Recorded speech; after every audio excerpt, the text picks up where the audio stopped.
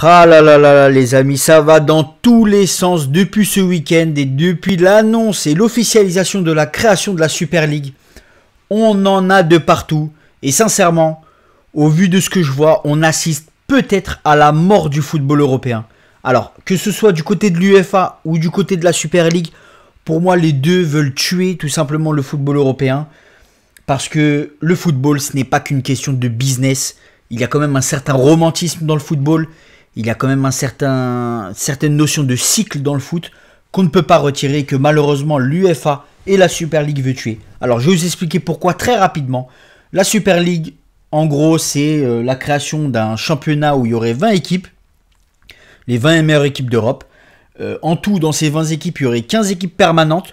Peu importe leur classement en Super League, même s'ils terminent dernier, si c'est un des clubs permanents, bah, il rejouera la saison suivante.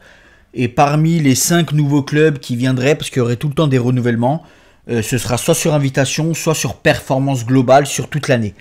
Donc ce qui sous-entend quoi que par exemple des clubs comme l'Atlético Madrid seraient permanents, donc qualifiés chaque année.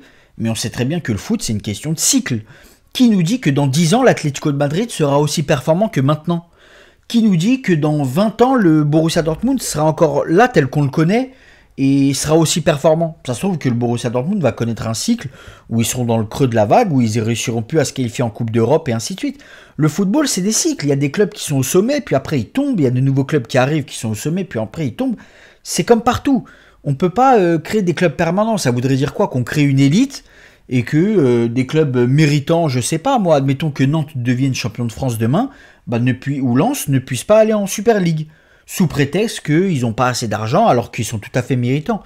Donc vous voyez, moi je trouve ça triste cette création de Super League, d'en arriver à là, parce que voilà, le football, on sait qu'il est business, on sait que le football tourne énormément autour de l'argent, et que l'argent, voilà, ça pourrit de plus en plus le football, mais là cette création de Super League, ça tue totalement le foot, et l'intérêt des championnats nationaux, et ainsi de suite. Ça veut dire que, je vous donne un exemple tout simple, imaginez demain que le Bayern Munich soit un club permanent de cette Super League, et admettons le Bayern Munich termine, je sais pas moi, se fait éliminer dès le premier tour de cette Super League, bah en gros le Bayern Munich est automatiquement qualifié pour l'année prochaine puisqu'il est permanent, alors qu'il a été mauvais. C'est ça que je trouve triste, c'est d'essayer de créer une élite de football et de faire en sorte qu'il y ait des clubs qui reviennent à chaque fois et qu'il y en ait 5 qui, soi-disant, par rapport à leurs résultats de l'année ou par rapport à leur position au championnat, ils soient invités. Enfin, quelque part, ça me dérange parce que ça va tuer le romantisme. Comme je vous dis, on verra plus des parcours comme par exemple l'équipe de l'Ajax, comme il nous a proposé jusqu'en demi-finale, où on verra plus des équipes avec les principes tels que l'Atlético Bilbao, qui ne recrute que les joueurs basques et qui peut faire des parcours en Coupe d'Europe, notamment je pense à l'Europa League, en finale, ils ont fait malgré qu'ils l'ont perdu. Et ensuite...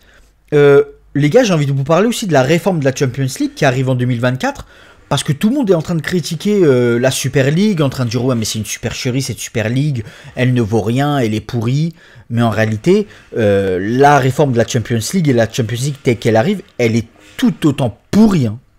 Alors pourquoi cette réforme de la Champions League est tout autant pourrie que la Super League? Bah, je vais vous dire pourquoi les gars, parce qu'entre guillemets la Champions League deviendrait aussi un championnat entre guillemets élitiste où il n'y aurait que l'élite qui jouerait. Tout simplement pourquoi? Parce que la réforme de la Champions League voudrait qu'il y ait 4 poules de 9 équipes et qu'il n'y ait entre guillemets que les 4 premières de chaque poule qui se qualifient en huitième de finale. Et qu'ensuite le 5e et le 6e jouent des espèces de barrages et qu'entre guillemets le gagnant des barrages de chaque poule, c'est-à-dire 4 barragistes, se qualifie aussi pour les 8e. Et ce qu'il faut noter, c'est que les qualifiés pour les 8e en Champions League, avec cette nouvelle réforme de la Champions League, sont qualifiés automatiquement pour la Champions League la saison suivante. Donc ça sous-entend quoi? Ça sous-entend tout simplement, imaginez-vous que demain, en championnat de France, il y ait l'Olympique de Marseille, l'Olympique Lyonnais et le Paris Saint-Germain qui soient qualifiés pour cette Champions League. Et imaginez que dans ce nouveau format, le PSG, l'OL et l'OM se qualifient pour les 8e de finale. Bah entre guillemets, si aucune de ces 3 équipes n'est champion ou ne termine dans les 3 premières places de son championnat et qu'admettons Lille, Nantes et Lens terminent dans les 3 premiers, bah malheureusement Lille, Nantes et Lens ne peuvent pas aller en Champions League.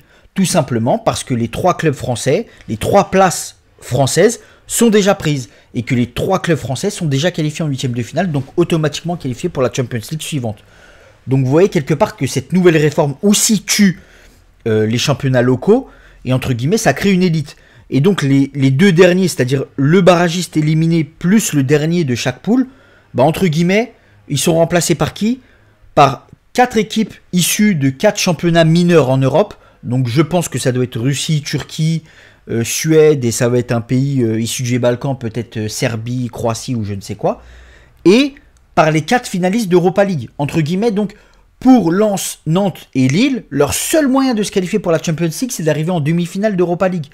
Donc vous voyez les gars à quel point ça devient dérisoire et tellement élitiste ce nouveau format de Champions League. Donc en quelque sorte, que ce soit la Super League ou la Champions League, pour moi les deux, mais vraiment les deux, tuent le football européen. Et voilà pourquoi pour moi en fait, le foot européen est tout simplement en train de mourir sur l'autel de l'argent.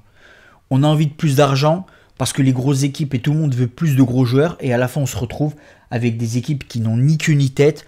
On se retrouve avec des équipes qui ont des armadas. Bien sûr, je comprends après que les grosses équipes se fabriquent à coups de millions. Mais à un moment donné, il faut qu'on arrête cette supercherie parce qu'on n'aura plus de... Comme je vous ai dit, on n'aura plus d'Atlético Bilbao qui va jusqu'en finale d'Europa League avec une équipe composée que de base, qu'on n'aura plus l'Ajax qu'avec des joueurs issus du centre de formation qui nous proposent une belle demi-finale de Champions League, un beau parcours. Donc voilà, moi c'est ça que je trouve très triste, que ce soit dans cette Super League ou cette réforme de la Champions League. Pour moi, les deux tuent vraiment le football. Et il faut vraiment que tous les acteurs du football aujourd'hui se posent, soit pour conserver et faire un nouveau format de la Champions League, qui bien sûr propose plus d'argent aux clubs, mais qui soit aussi plus attrayant pour des petits clubs et des clubs méritants qui pourraient arriver, et bien sûr pour nous téléspectateurs et amateurs de football, qui aimons le football, ou la remplacer la Champions League par une Super League, mais qui a un autre format qui permet d'être un espèce de championnat tournant, parce qu'on sait que le football c'est une question de cycle. Qui nous dit demain que l'Atlético de Madrid, dans 15 ans, ils seront encore là? Personne ne nous garantit que l'Atlético de Madrid sera encore là. Les clubs, comme je vous ai dit, naissent, sont au sommet, puis après ils disparaissent, ils tombent, ils fusionnent avec d'autres clubs. C'est ça l'histoire du foot. Et moi, ce qui me peine le plus, c'est que il y a des clubs qui sont centenaires. Je pense notamment à West Ham, qui aujourd'hui est 4e de Première Ligue, qui va peut-être aller en Champions League la saison suivante. Bah, à cause de la réforme de la Champions League, ou même à cause de la création de la Super League, bah, ils nous goûteront jamais à une compétition européenne. Et c'est triste. Des clubs comme Everton, qui investit 600 millions d'euros pour la construction d'un nouveau stade, en vue, voilà, dans une vingtaine, trentaine d'années, de devenir un club permanent en Champions League, bah, tout simplement son projet tombe à l'eau.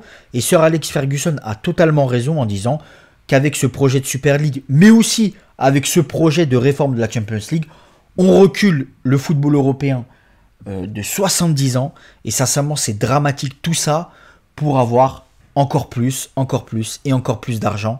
Et moi, je vous dis, les gars, que ces réformes-là, ces Super League ou la création de nouveaux trucs, ça n'arrêtera pas les clubs. Ils voudront encore toujours plus parce que les prix deviennent de plus en plus fous et on vit tout simplement dans un monde de dingue, les gars. Un monde de dingue. Donc voilà, les gars, c'était El Diaz. Dites-moi ce que vous en pensez en commentaire. Donnez-moi votre avis sur la Super League, sur la réforme de la Champions League. Qu'est-ce que vous en pensez ? Bien sûr, je lis tous vos commentaires. Likez, partagez, abonnez-vous, activez la cloche. Parce que ça permet de référencer la chaîne. Ça nous permet de grandir en tant que communauté. Ça nous permet de nous faire connaître et de proposer encore plus de vidéos. Donc voilà les gars, c'était El Diaz. À une prochaine.